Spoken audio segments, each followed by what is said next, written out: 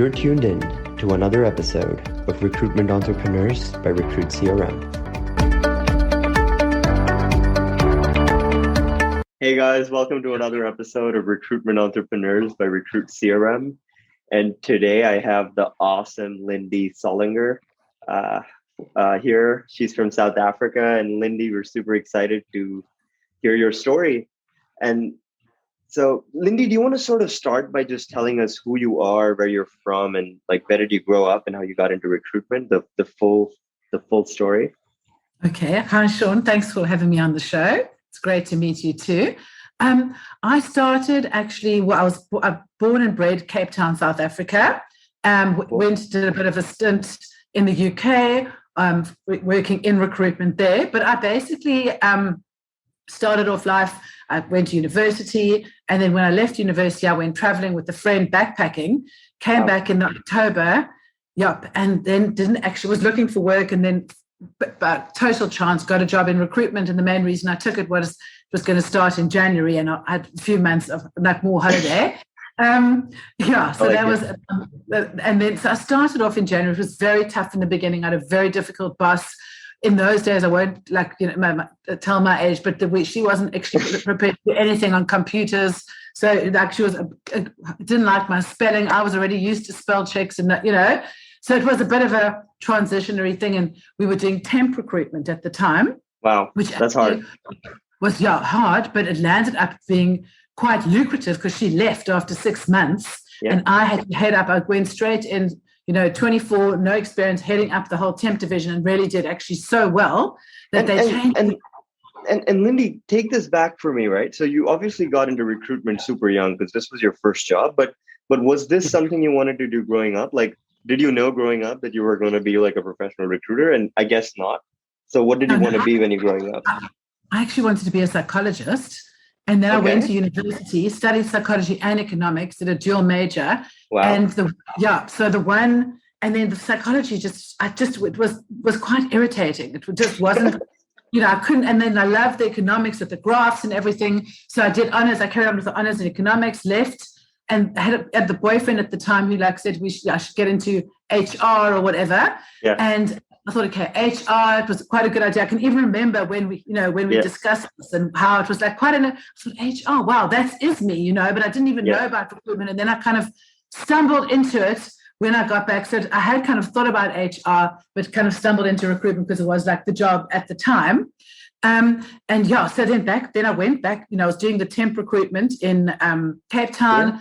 And basically, because I was actually earning too much money, the boss changed it all and put me onto a salary and took away the commission. No, and we'd love to know more of this, right? So this is in the 2000s, obviously. And so how do you remember how much you made that first year in recruitment as a professional? So I was earning a salary of 2,000 Rand a month, which I think is like about $700 US. Okay. Yeah. Is it? Okay.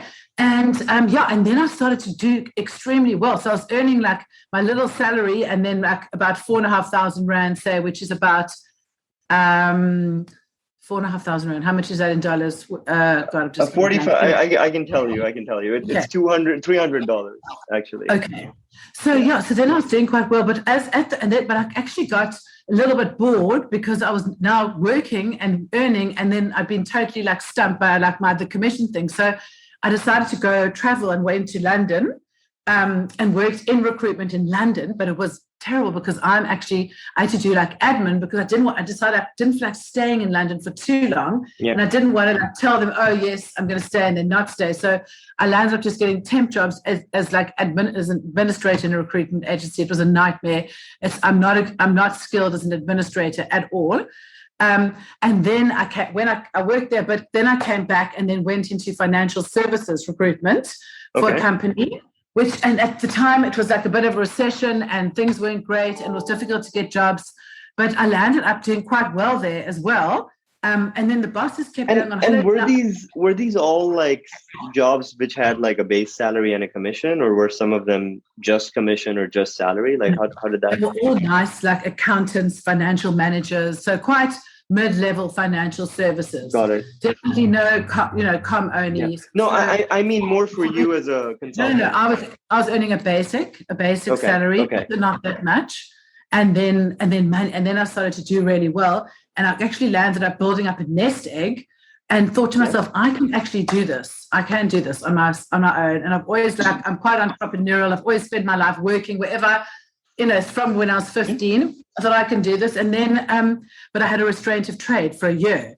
So I left recruitment, and for a year I went and sold, this is in 99. I sold, SCO Unix courses and web courses, and everything everything had just started, like the whole web had started.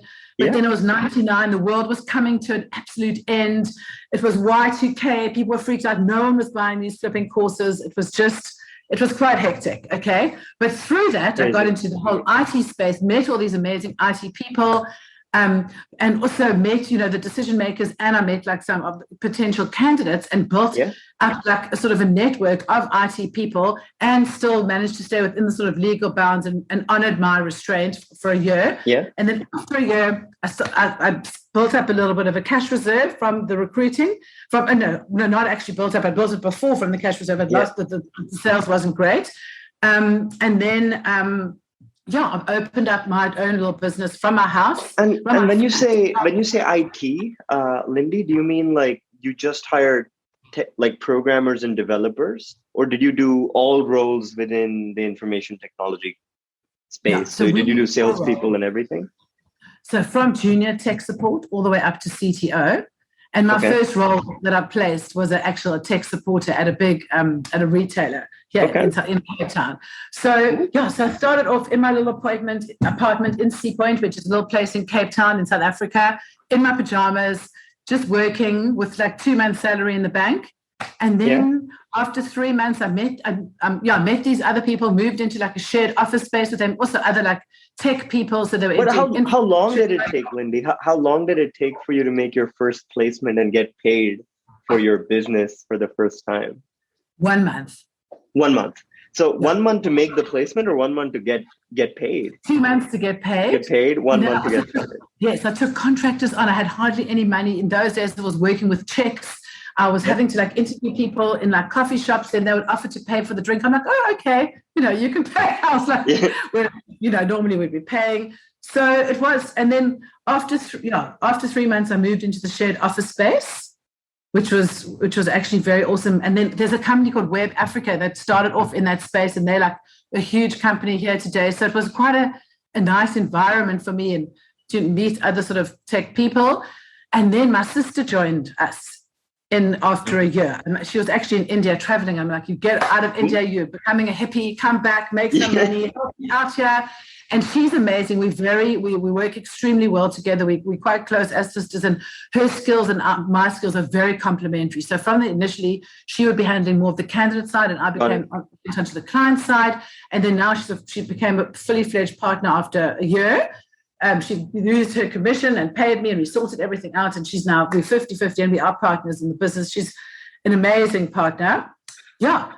And so now going into this, right? And now this is very interesting to people, right? When you start a new recruitment business, like how much money do you actually end up spending? Like how much money did you burn before this became like a thing that was sustainable? Would you say? Hardly any money. It's the barriers to entry are very low.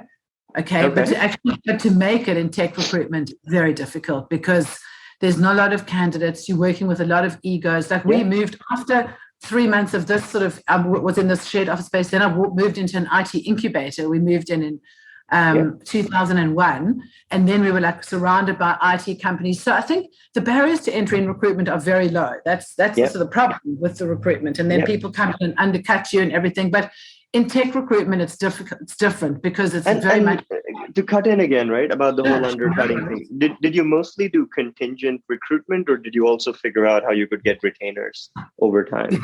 Yeah, no, only contingency. Only now we're working with some retainer clients. That's our business. We've changed the model. Only now. And what are the numbers like in South Africa, right? Like in IT recruitment, like are you charging 10%, 15%, 20%? What's the standard number, and what did you charge and why? We have a range of numbers. We have banks offering us 20%, coming in and say, please, we want to pay you 20%. Okay. And then we've got the small little startup down the road that pays us monthly off at 10%. Okay. So we are very, very variable. We'd rather, like, say, have 10% of something than 20% of nothing. Yeah. So we're flexible, and we like to also help our clients. We like to be in a relationship with them. So it is like a relationship, I think when you recruit. But how do you just, like, is it the same service for 10% or 20%, or is it like you hire more senior people at the 20% because they're harder to hire, or can it literally be the same person, but when you work with a smaller company, but the banks are taking like a long time to decide. There's all extensive checks. It's a longer process. It's a longer process. It's keeping that candidate hot. The startup for 10% will see a guy literally making him an offer at the interview, do their own technical testing, and do you know what I mean? So it's fast. So it's fast, it's quick, and then we say, good guys, and they boots. A lot of them are also bootstrapping. Do you know what I mean? So we want to help. We really believe that there's believe in the flow of like abundant energy, and the more we flow, the more it flows to us. Yeah. And that's our vibe, And do you remember what you guys did as a business the first year you got into business? We actually did quite well. I bought a car, I bought a flat. Nice. 2 years. But those were the good days. Now, it's really, things have changed a lot. Do you remember, Lindy, how long you took to do R1 million a year? Like, which year? Was it the first, second, third, fourth? Like, how long did it take for your business? Not necessarily you individually, but you as the entire business to hit that threshold. Probably about 3 years. Got it. And was that a goal? Was that a mental goal? No, that was a goal. That was a huge goal. Yeah. Hitting $1 million. I just want to say, like, just for the record, that the market, you know what I mean? Those were the good old days. The market has changed a lot. E-recruitment has come in, LinkedIn has come in. So things are fine. I'm not complaining, but it's a very competitive market out there. It's not the Wild West anymore, where you just go and work hard and make a shitload of money. Yes. Right? Yeah. Gone are the days. And where are you today as a business, right? Like, is it just you and your sister? Have you employed a bunch of people? Like, what's the team like? We have an awesome team. Some of our team members, one has been with us for 15 years, 10 years. Wow. Yeah, we're all moms. We've all got families, and everyone, we are 100% remote. We used to be in offices in Kloof Street in Cape Town, which is is it 100%?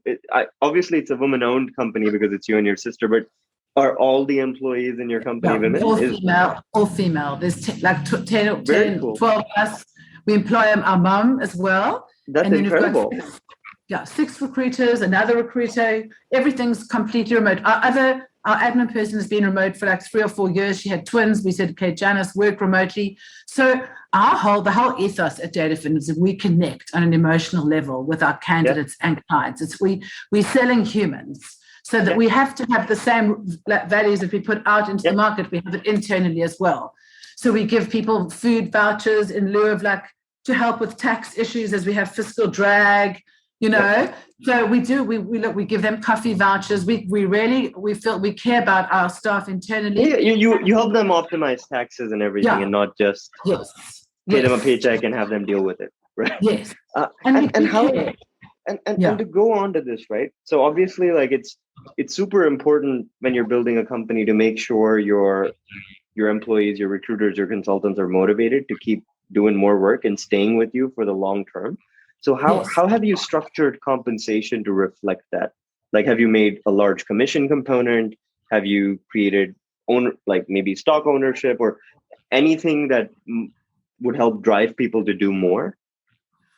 Yeah, we have different commission structures. We've worked on different flexible things over the years. We have different bonus structures. So everything, we're very creative, but what we like to do is tailor make a solution for the person. So, for example, we pay for the creche or the aftercare for the school. We do those sort of things, to make their life easier. That's how we. So we think, what's your problem? Let's get to a solution. But do you have performance-based incentives that you have for your folks, where you're if you do more of this, then you get this? Yes. Like, Yes. and can you give an example of something that has really worked well for you guys, just for people watching across the world to be like, this is something that works, this is something that doesn't work? I think for us, it's just to be the clarity on what you're trying to achieve. What has worked for us is, the ultimate goal of recruiting is the placement, but a lot of work goes into a non-placement, and it's all contingency. And I think people need to be rewarded for non-placements as well. So everything is geared for us is on the stats, is on how many referrals you've made, how many client interviews you've got, how many, we've got a very good CRM. Got it. So Lindy, are you basically saying that even if someone doesn't make a placement, but they do a certain number of interviews, scheduled or referrals, they still get like a bonus or a commission based on that? No, they get recognized. You know what I'm saying? You know what I mean? Because that's not money in the bank. Yeah. We are saying like, listen, I can see you've sent off X CVs. I can see you've had these offers. We understand. Do you know what I'm saying? But we can't compensate. Got it. Revenue streams. Got it. You don't hammer them for not making placements if they have hit their KPI. Yeah, if they've hit, exactly. And I think that's how we like to work. And that's also what's worked for us with candidates and clients in the market is it's like, I think it's just be kind. We want to hire. And in the IT space in South Africa, just so everyone in the world knows how competitive this is, how many candidates do you generally have to send out to a client before they make an offer on an average? And how many offers actually get accepted and like have the person join on the other side? Yeah. So this space is very difficult, but it's actually, if we've got to compare, there's two markets here. There's the dev market and then the rest of IT. Okay. Yeah. Dev market is dev plus sort of dev ops and data like scientists. Super competitive. Super competitive, and then the rest of the IT. And we actually have to deal with the people differently depending on which like sort of market they're on. What's quite interesting is that with the dev market, we've got to we actually have to it's very bad. People like sign offers, they don't start, they ghost us. Almost like we compare this to like the online dating space where we're dealing with it's very difficult in that space. And then the other people that need jobs are amazing. Do you know what I mean? And how do these dev guys go towards like jobs? So like obviously I've worked in the US and in India, and in the US when someone's looking for a new job, they're probably looking for maybe a 10% raise or tops like a 20% raise. That's like an average. In India, in the hot like software development space, people are going in and looking more like, they if they're changing a job after 3 years, they want to make an extra 20 or 30% or more. What is it like for the dev market in South Africa? What do companies have to pay like as a premium? Is it 10, 20, 30, 40, 50% on an average? Yeah, it depends on what the person is actually on at the time. Do you know what I mean? Yeah. What sort of base they're coming off. But what has happened in our market, which has really messed things up, is that, first of all, the developers, are all immigrating, because people, all this unrest and all this stuff going on. So there has been a massive immigration to the rest of the world. And then they haven't immigrated. They're working remotely for like UK or US based which can pay a lot more. Which are paying more. So the salaries we're basically on global for developers, DevOps, data scientists. We're actually at a global salary level, and everything else we're at our South African level. And would you throw a number there just so we had an idea, like maybe a software developer with 5 years of WorkX, what would they be getting paid in South Africa? Just a rough range. So this is the problem. We've got clients like us, like little smallish like software houses that are coming to us and wanting to pay a senior developer 40,000 Rand a month, and we're like, no. So the mid people are earning like between 40 to 60. And then the top sort of 5 years is about 70 to about 120. Wow. Yeah. So Amazon has come in and paying top bill, dollar messes up. The market's risen. Do you know what I mean? Radically. Yeah. If you're basically talking salary ranges that are between $50,000 and $100,000, right, a year, and that's pretty. that's it's probably not San Francisco salaries, but they're pretty normal US city salaries, Yeah. right? In Yes. Philadelphia or Atlanta Yes. or anywhere. It's insane. That's insane. Mm-hmm. Wow. And how are local companies competing then? Are they just driving up? Are they just paying up, or are they outsourcing to even cheaper countries? Like how is this working out? So some of them are outsourcing. There's a big, huge outsourcing thing going on here to like Eastern Europe and India as well. But they're struggling, and the market moves very fast as well. So guys are coming in, they're leaving. So it's a tough market. But we've at least we from our side, our recruiters work in silos. So we've got the dev recruiters. We've got like the recruiter who would work on the data and the BA side. Then we've got someone else who does more sales. But and you run a 12-person recruitment business, and you've been doing this for a while. So you're obviously you figured out how to run this profitably on a month-on-month basis. So what's the plan for the future, Lindy? Like, do you intend to like keep doing this and keep basically pulling the dividends over the next decade? Do you plan to scale it up, keep it the same, do a different business? What's the game plan for you? Okay, so we basically are at quite an interesting like juncture in our lives because we're sitting on so much data that we've got collected for 20 years. Yeah. And I've also written some courses which are aimed at recruitment courses aimed at the sort of very much the sort of African market. So there's a few exciting things happening. And then we've got DataFin, which is actually we're doing quite nicely at the moment. And there's the option of also more retainer business. So we've got 4 sort of avenues that we're looking at, all very exciting. But it also just depends on, a whole lot of different factors. But we're just going to continue with DataFin. We actually love it. When I left and did the training course for a year, I realized it's in my blood. I love the people, the connection. And it's recruitment basically 90% of the revenue today for all, you said you do 2 or 3 different things, right? You're working with the data and you're doing... Oh, no. We've just got opportunities. That's what I'm saying. But no, the recruitment is 100%. It's 100%. That's what we're doing. You said what going forward, I'm just like thinking of these are the opportunities. But we totally do. We recruit. Yeah. And what do you think? Like, obviously, is your answer different from most recruiters? Because most recruiters answer this question, which is, what's the best part about your job? And they say it's building connections and talking to people. Is that also the best part of your job, or is something else? I've actually loved like empowering people and when we place people in like where we triple their salaries or they're unemployed. That's what I find like the most meaningful. And now this is one that everyone gives different answers to. What's the part about your job that you hate, or like the part of your job that sucks the most, right? What sucks about running a recruitment business? Just basically when I have to get onto the admin side of things and I get very flustered. The paperwork, you hate doing that. The paperwork, we've got this retainer client where we took the client on and I to do all the nitty gritty, get my hands dirty so that everyone knew. And this, like just literally like the interview, the setup, the backwards, the forwards. So that's what I struggle with. And Lindy, if you went back in time and you could talk to your like 20-year-old self that was backpacking and just doing psychology, what advice would you give yourself? I'd say like life advice. I'd say like, what would I say to myself? I'd say just live each moment and not worry so much, That's what I'd say. Cool. Probably, just live more. Trust and surrender to the process, but yet keep pushing, And like, you're a successful recruitment business owner.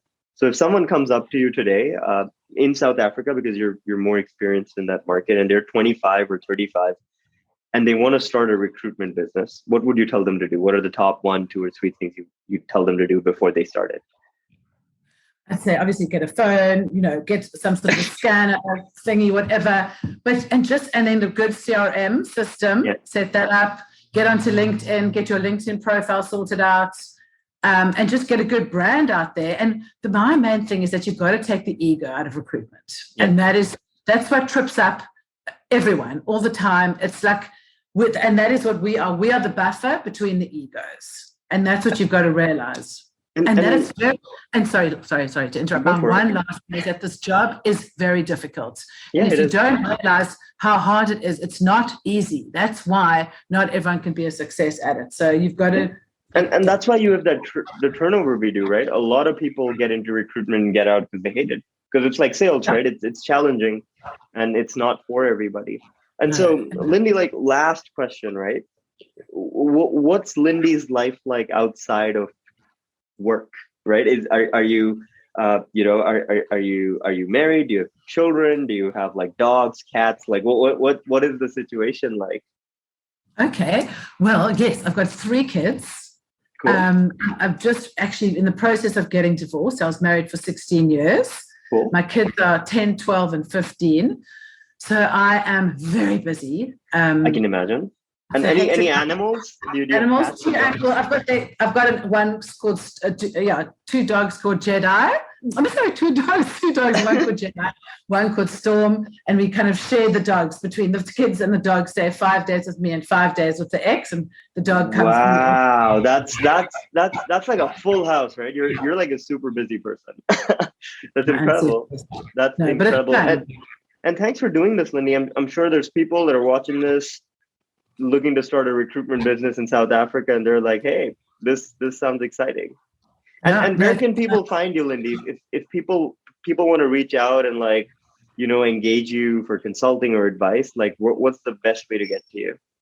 The best way is to email me. It's Lindy, Lindy, @datafin.com, or you can actually get me on my mobile. Which is on the website, datafin.com. Cool. Just call me, mail me. I'm here. I'd love to chat. That's awesome. Yeah. That's awesome. Thanks for doing this, Lindy. We really appreciate it. Thank you for your time. Sean, it was awesome. Thanks. And that's all for today's episode of Recruitment Entrepreneurs. Like and follow us if you liked today's episode and want to hear more stories from the world of recruitment.